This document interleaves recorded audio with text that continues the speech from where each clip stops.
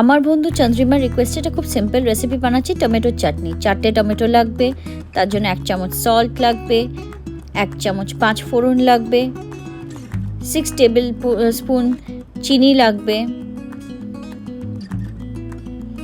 প্রথমে গ্যাসটাকে জ্বালিয়ে কড়া বসিয়ে অল্প সর্ষের তেল দিয়ে তেলটাকে গরম করে নেব।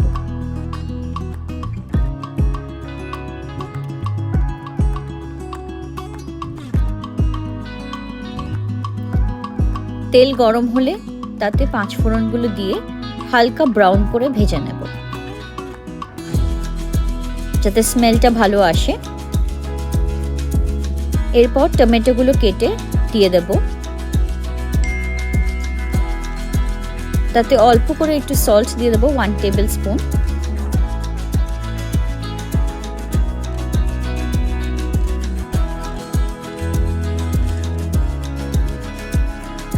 যাতে টমেটোটা ভালো করে সেদ্ধ হয়। নাড়াচাড়া করে এটাকে ঢাকা দিয়ে রেখে দেবো। এবার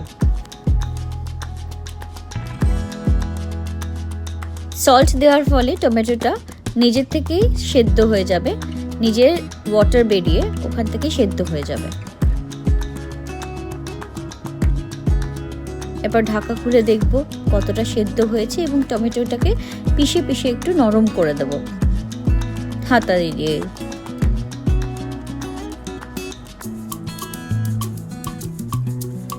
এরপর অল্প একটু জল দেব, যাতে যেটুকুনি বাকি রয়েছে সেটুকুনিও সেদ্ধ হয়ে যাবে।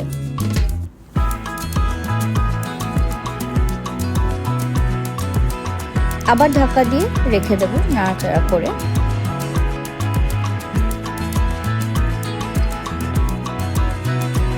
যখন টমেটোটা একটু সেদ্ধ সেদ্ধ হয়ে আসবে তখন তাতে আমি চিনি অ্যাড করব।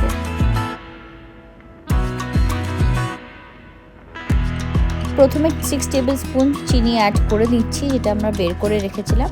তারপর দরকার মতো চিনি বাড়াবো কিংবা কমাবো।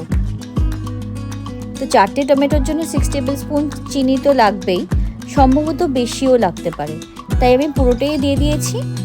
তারপর কালার বুঝে আমি আবার বাকি 1-2 স্পুন বেশি দিতে পারি।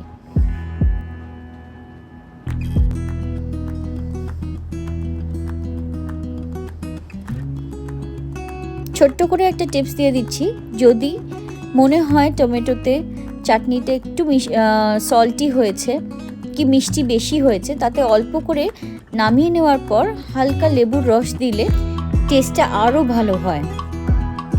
এরপর নাড়িয়ে চাড়িয়ে যখন দেখব একটু গাঢ় হয়েছে, কালারটাও এখন মারুন মারুন টাইপের হয়ে গেছে, সুগারটা তার মানে ক্যারামেলাইজড হয়েছে। এরপর একটু থিক করে সেটাকে নামিয়ে নেব আমি। কনসিস্টেন্সিটা এখন চেক করছি কতটা ঠিক হয়েছে।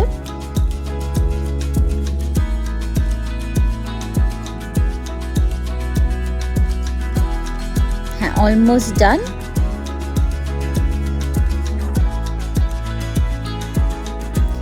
রেডি হয়ে গেছে টমেটোর চাটনি।